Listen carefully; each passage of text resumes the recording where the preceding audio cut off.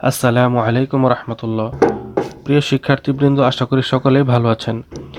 আজকে আমরা অষ্টম শ্রেণী গণিতের অনুশীলনী 4.1-এর 2-এর গ নম্বর প্রশ্ন নিয়ে আলোচনা করব। এর আগে আরও অনেক অঙ্ক আপলোড করা হয়েছে। সেই অঙ্কগুলো আপনারা পেতে চাইলে ডেসক্রিপশন বক্সের মধ্যে প্লে লিস্টের লিঙ্ক দেওয়া আছে, সেখান থেকে দেখে আসতে পারেন।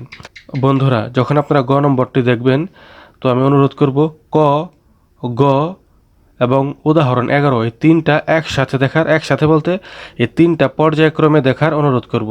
তিনটা অঙ্ক প্রায় একই রকম, তো এই তিনটা অঙ্ক আমি পর্যায়ক্রমে দেখার অনুরোধ করব, অর্থাৎ তিনটা একটার পর একটা দেখবেন। তাহলে এই অঙ্কগুলো বোঝা আমাদের জন্য সহজ হয়ে যাবে। গ নম্বরে বলা আছে 3x² + 7y² আবার whole square plus 2 into 3x² + 7y² into 3x² - 7y² plus 3x² - 7y² আবার হোল স্কোয়ার। এটা হচ্ছে প্রশ্ন। এই প্রশ্নটি আমরা সমাধানের পরে লিখলাম।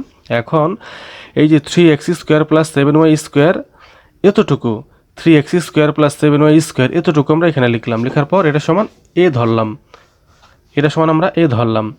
এতটুকু সমান আমরা এ ধরলাম। আর এই যেটা 3x² - 7y² এতটুকু সমান আমরা বি ধরলাম, এতটুকু সমান বি ধরলাম, এতটুকু সমান এ ধরলাম, এ আর বি ধরলাম।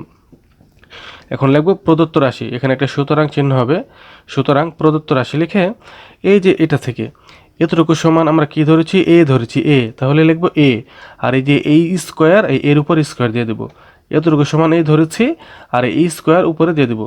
এই প্লাস টু ঠিকই থাকবে। এতটুকু সমান আমরা এ ধরেছি, এতটুকু সমান আমরা বি ধরেছি, তাহলে এ বি, 2 এর পাশে এ বি বসে যাবে, প্লাসের প্লাস চিহ্ন থাকবে। এতটুকু সমান আমরা বি ধরেছি, বি লিখব, আর এই স্কোয়ারের স্কোয়ার হয়ে যাবে। তাহলে এই লাইনটুকু কিভাবে হলো আশা করি বুঝতে পেরেছেন। এখন আমরা দেখব a + b হোল স্কোয়ার এটা কিভাবে হলো। আমরা একটি সূত্র জানি, a + b whole square, a² + 2ab + b², a² + 2ab + b², এটা আমাদের মূল সূত্র। যদি প্রশ্ন দেওয়া থাকে, এটা হচ্ছে প্রশ্ন, a + b হোল স্কোয়ার, তাহলে আমরা উত্তর লিখব a² + 2ab + b², a² + 2ab + b²।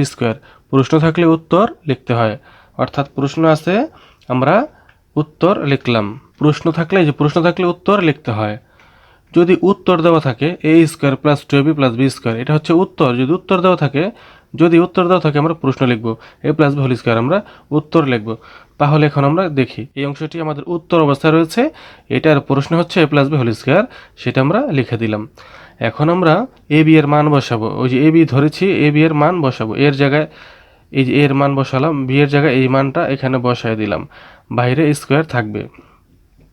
লিখেছি সাইড নোট, এ ও বি এর মান বসিয়ে এটা আমরা লিখে দেব। তারপর এখানে আমরা কাটাকাটি করব, দেখি কার সাথে কার কাটা যায়।